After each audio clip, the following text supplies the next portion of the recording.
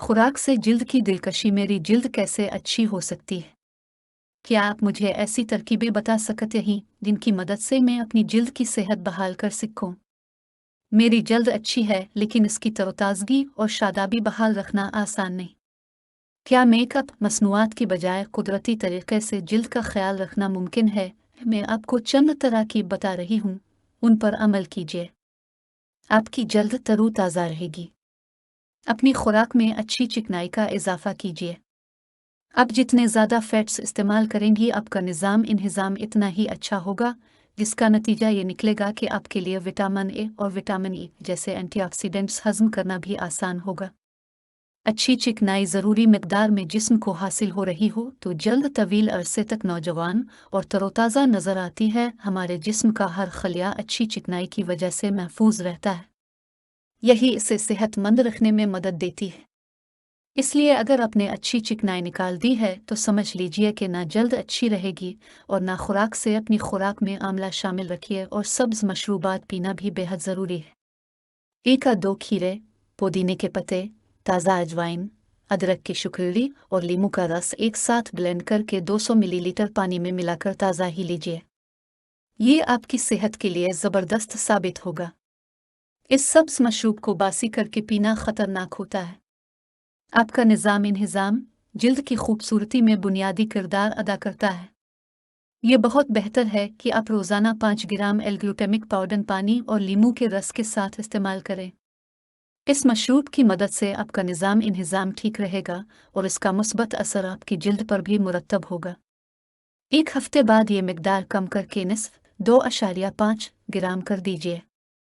इन तराकीब को इस्तेमाल करने से पहले अपने डॉक्टर से मशवरा करना बेहतर होगा। वज़न कैसे कम करूं? गुज़िश्ता कई बरसों से मैं पॉलिसिस्टिक ओवेरियन डिजीज़ के मसले से दो चार हूं और मेरा इलाज जारी है।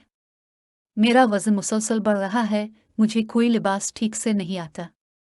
मैं अपने खाने पीने की आदत में क्या तब्दीली करूं कि अच्छा महसूस कर सकूं और क्या मैं के साथ अपना वज़न कम कर सकती हूं? सबसे अहम बात आपको समझ लेनी चाहिए कि इलाज के लिए दवाओं के साथ खाने पीने के मामूलात को बेहतर करना और वर्जिश करना भी ज़रूरी है। से मुतासिर ख़वातीन की बैज़ादानी में सिस्ट बन जाते हैं।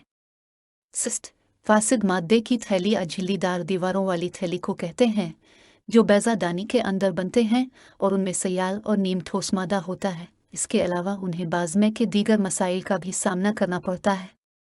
अगर आपका शिकार हैं तो यकीनन आपका हार्मोनल लेवल गैर मुतवाज़न होगा। हाज़मे की इस ख़राब सूरत हाल में जबकि हार्मोन्स का तवाज़ुन भी दुरुस्त ना हो, जिसमें ग़िज़ा को ईंधन के तौर पर इस्तेमाल करके तवानाई फ़राहम करने का अमल मुतासिर हो जाता है। इस सूरत हाल से बचने के लिए ज़रूरी है कि हार्मोन्स का तवाज़ुन दुरुस्त रहे, क्योंकि इसके बगैर आप वज़न बढ़ने और जल्दी मसाइल से निमट नहीं सकते और ये वक्त गुजरने के साथ मज़ीद बिगड़ सकती है। ये अच्छी बात है कि आप पाबंदी से दवाएं इस्तेमाल कर रही हैं। अगर आप खुराक के हवाले से अच्छी आदत अपना लें तो तवील अरसे तक दवाओं के इस्तेमाल से बचा जा सकता है। आपके लिए मशवरा है कि सुबह उठकर सबसे पहले 1 चमचा नारियल का तेल इस्तेमाल करें। दूध और इससे बनी तमाम अशिया से परहेज़ करें और आस की जगह कोकोनट मिल्क या बादाम का दूध इस्तेमाल करें। आप जिस बीमारी का सामना कर रही हैं, इसमें दूध का इस्तेमाल आपकी तबीयत को मज़ीद बिगाड़ सकता है।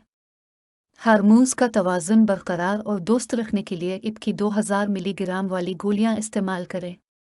अपना खाना घी, मक्खन, नारियल या सरसों के तेल में पकाएं और ख़ास तौर पर वेजी कबील में खाना पकाने से मुकम्मल परहेज़ करें, क्योंकि इस आयल से आपको वो ग़िज़ाइयत नहीं मिल सकती जो आपकी जिस्मानी सेहत के लिए ज़रूरी है।